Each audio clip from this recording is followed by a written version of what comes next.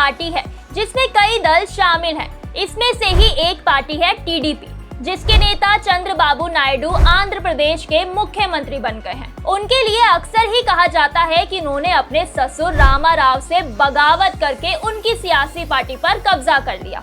हालांकि उनके ससुर रामाराव के भी एक नहीं न जाने कितने किस्से हैं, इसलिए हम चंद्रबाबू नायडू के सियासी दंगल की नहीं बल्कि उनके ससुर रामाराव के अजीबोगरीब किस्सों के बारे में बात करने वाले हैं, जिसे सुनकर आप भी हैरान और हंसी से लोटपोट हो जाएंगे।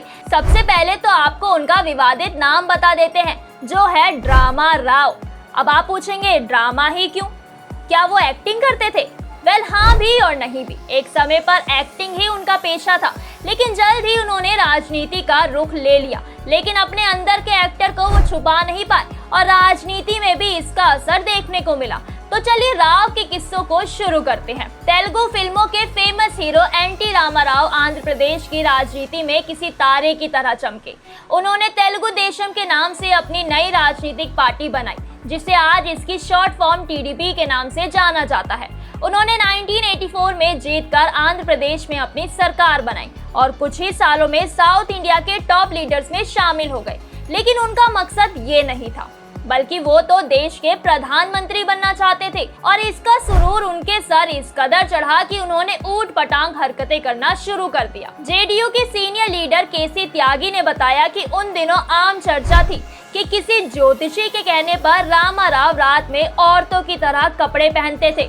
जी हाँ दोस्तों, वो रात में अपने आदमियों वाले कपड़े उतारकर साड़ी ब्लाउज पहन लेते थे।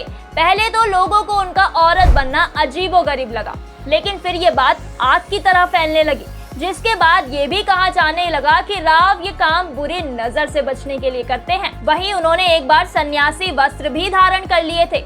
बताया जाता है कि एक बच्ची के बलात्कार पर उन्होंने ऐलान कर दिया था कि वो अब से योगी मुख्यमंत्री बन गए हैं, अब सन्यासी वस्त्र ही पहनेंगे।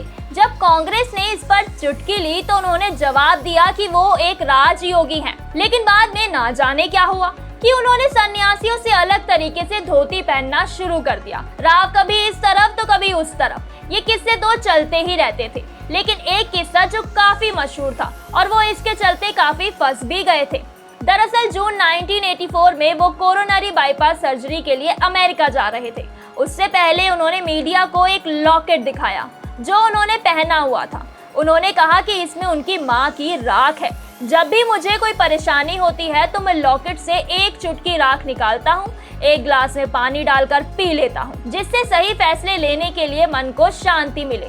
फिर क्या था, राव के ऐसे बयान से तो मानो भूचाल ही आ गया। उन पर शव पूजा करने के आरोप तक लगने लगे। बाद में जब ये बात फैलने लगी तो उन्हें सफाई देनी पड़ी कि वो किसी भी तरह के रहस्यमयी कर्मकांड में इन्वॉल्व नहीं हैं। इतना ही नहीं दोस्तों, एनटी रामाराव ज्योतिषी विद्या में भी विश्वास रखते थे, इसलिए वो सिर्फ 9 नंबर वाली गाड़ियां ही इस्तेमाल करते थे। दोस्तों आपको जानकर हैरानी होगी कि Telugu cine star junior NTR NT Rama Rao के पोते हैं और वो भी 9 नंबर वाली गाड़ियां ही इस्तेमाल करते हैं। वेल दोस्तों, एनटी रामाराव के इन अजीबोगरीब किस्सों के बारे में आपकी क्या राय है, हमें कमेंट सेक्शन में जरूर बताएं।